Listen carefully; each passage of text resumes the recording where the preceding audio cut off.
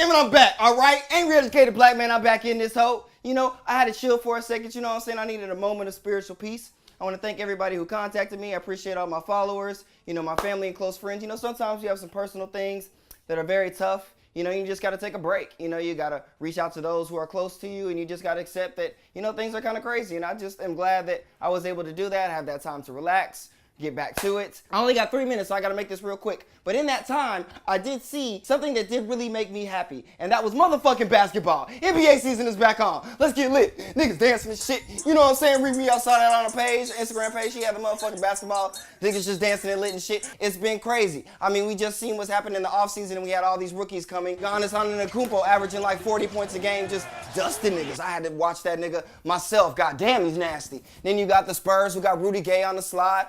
Of course, the Warriors are fucking up. You know what I'm saying? They got that little championship low or whatever it is. The Rockets have been splashing niggas, but Chris Paul's been out. John Wall's been doing his motherfucking thug thizzle. R.I.P.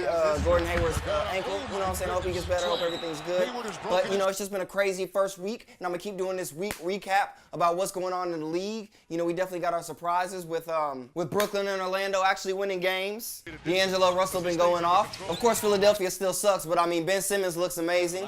I mean, the way that he's driving to the hole, the way he's such a point forward, and really can't be stopped. And he's got that lefty. He crashes the boards. He just looks like a monster. That team's going to be really nasty in the future. I'm liking the way Markelle Fultz is balling, too. You know, once he gets into his rhythm, I can start seeing him putting up 20. You know, I think once they start to gel, they could go to the playoffs. I want to see it. You know what I'm saying? Play Cleveland in the first round, but we'll see what happens. Probably not.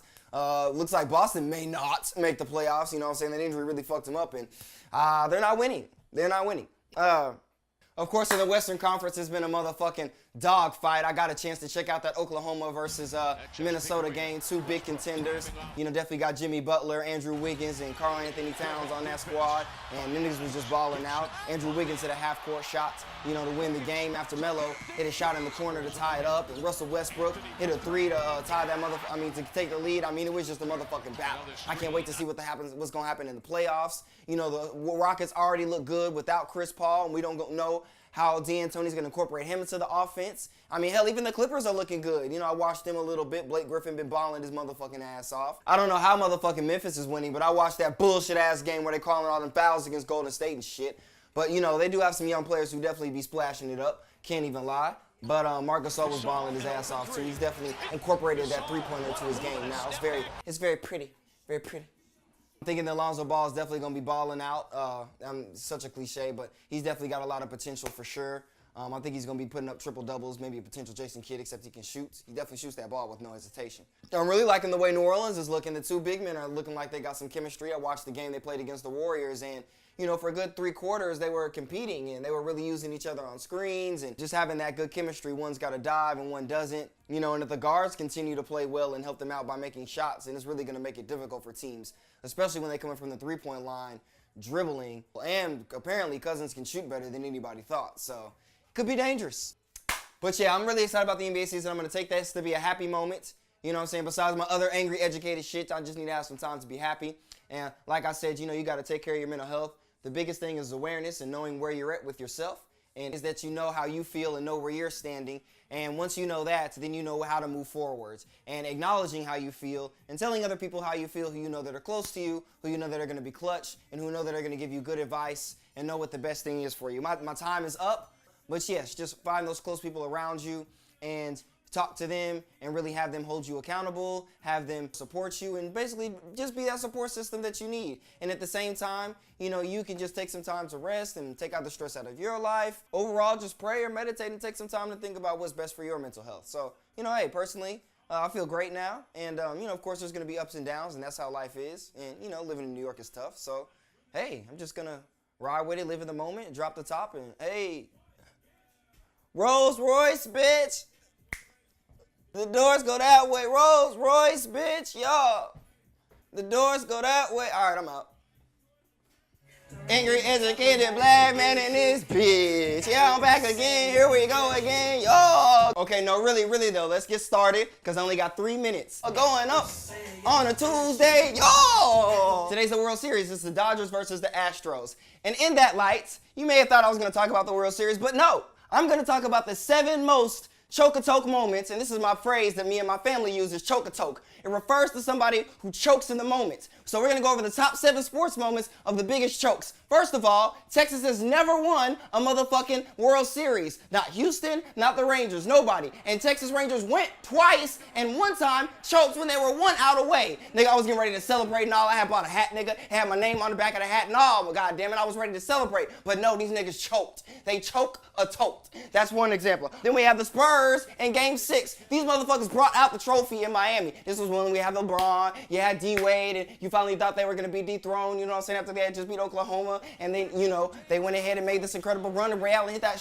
shot from the corner for 3, you know what I'm saying, one of the greatest shots ever. And basically they won. And the Spurs motherfucking choked. The motherfucking trophy was on your motherfucking court, and they were ready to celebrate, and you choked. A choke-a-toke moment. A massive choke-a-toke, which hurts me deep in my heart. Right here in my soul, my hair, my fire, everything is built from this. The Golden State Warriors when they choked from 3-1. Nigga, all these excuses, Draymond got suspended, blah, blah, blah, blah, blah, the referees, so forth and so on. You niggas were up 3-1 and you lost. The only time in NBA Finals history, which is just absolutely disgraceful. God damn it. Let's go, Kyrie! Absolutely disgraceful. Can't believe y'all niggas lost. You know what I'm saying? I'm disappointed. I know that y'all came back and redeemed yourself and did the motherfucking thug dizzle with KD. But yes, that was one of the biggest choke-a-toke moments. When the Yankees lost their 3-0 lead to motherfucking Boston Red Sox with the bloody sock from Kurt Schilling. Y'all niggas was up 3-0. Never in the history of any other game that's been done besides hockey in like 1928 or some shit. But goddamn, the niggas came back and won. The Red Sox, Johnny Damon was hitting motherfucking home runs. Poppy was coming back and hitting that shit, my nigga. I just love that shit. You know what I'm saying? Because I hated the Yankees. You know what I'm saying? Because they always beat the Rangers. So, you know, I actually just wanted the Boston Red Sox to beat them because I don't like either one of them. So, but you know, Boston's racist as fuck too. So it kind of all sucks, you know.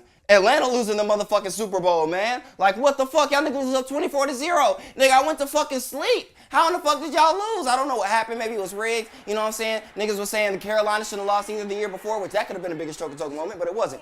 The choke-a-toke moment was the motherfucking Falcons being up 24-0. Tom Brady heralded himself the greatest quarterback ever, goddammit. But at the same time, he had the motherfucking Trump hat, which pissed me the fuck off. And then on top of that, the Patriots had one of the greatest strokes of all when they motherfucking got Randy Moss. And this was when I was a Tom Brady fan, and they got Randy Moss, and they traded the draft pick, and they have the greatest people ever. Goddammit, my time is up. But they have the greatest motherfucking show on turf, on whatever. I mean, that was actually the Rams, but they had just the greatest show. They had Randy Moss. They had all them motherfuckers, and they were just nasty, my nigga, and they lost to the Giants on Eli's incredible throw. The only 2 teams that have ever beat Tom Brady in the motherfucking Super Bowl, the motherfucking Giants. Anyway, those are my 7 choke-a-toke moments. I'll make sure to get them all. All right, I got them all? All right, yeah, for sure. You know, I'm sorry I had to talk so fast, but I only had 3 minutes. I had to fit it within the timeline, my deadline. But I hope the Astros don't choke. Let's get them rings. We got really big rings, because I got a really big team, and we getting really big rings. Texas, do it for my family out there, you know what I'm saying? Go ahead and get them rings, Houston. Yeah, fuck the Yankees, fuck the Dodgers, let's go. Hey, we killing them big cities, dope.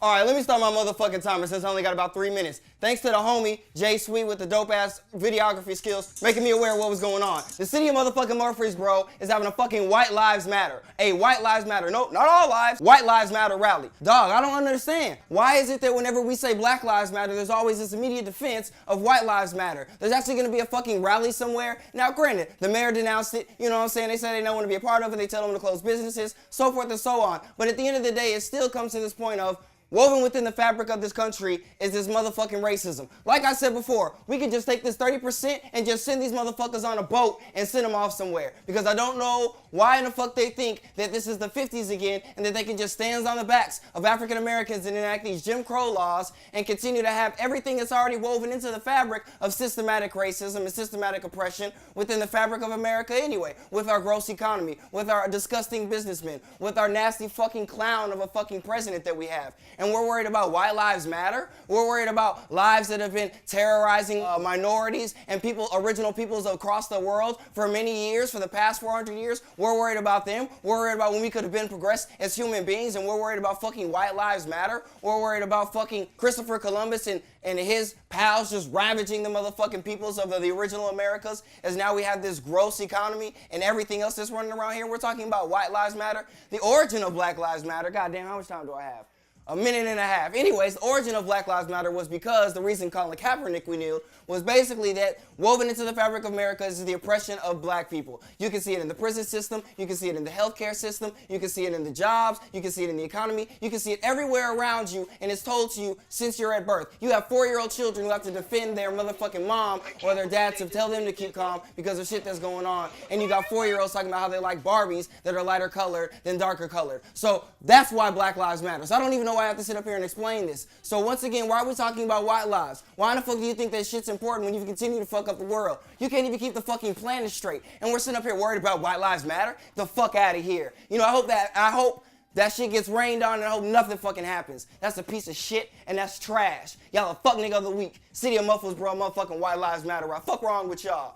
Fuck is going on in y'all's head? What reality are y'all living in? Please wake up and step into the real world. Step into the reality that we have to live on an everyday basis instead of this bullshit privilege that y'all have. Think about the minimum wage and how y'all getting all that motherfucking money and the opioid crisis and motherfuckers running around with guns killing more people than the motherfucking world wars ever did. The fuck is wrong with y'all? Get y'all motherfucking mind right and don't have no motherfucking dumbass rallies like this. Goddamn, I'm even under time, goddamn, and I finished what the fuck I had to say. Under time. Fuck niggas.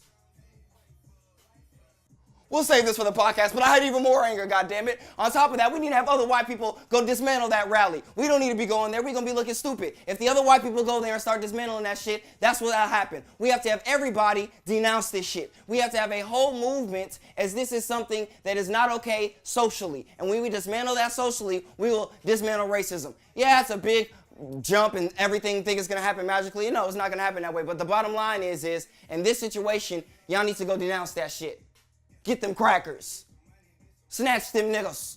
On this rainy, shitty motherfucking Sunday, you Houston Texan niggas took the motherfucking field. I'm disappointed in every one of you motherfuckers. You took the field after a motherfucking owner compares y'all to inmates in a fucking prison who's best buddies with Jerry Jones and has a super PAC that's paid for Donald Trump's many election costs or whatever that supported his fucking election. On top of the fact that this is supposed to be a new franchise in the NFL. So you're telling me the new blood of the NFL is built by a racist owner who's a Donald Trump supporter and them losing money because of the kneeling is because of the fact that the inmates are acting like they run the prison. Are you fucking serious? Our ancestors are turning in their motherfucking graves at this shit. Are you fucking serious? You niggas really got out on the field and played today? You thought that kneeling was enough? Are you fucking serious, nigga? You should have never gotten on that plane because that's where I would have been. You know what? Y'all should take a number from Colin Kaepernick because he turned down his $1 million lifestyle because of black lives. He makes $60,000 and lives like a rich middle upper class person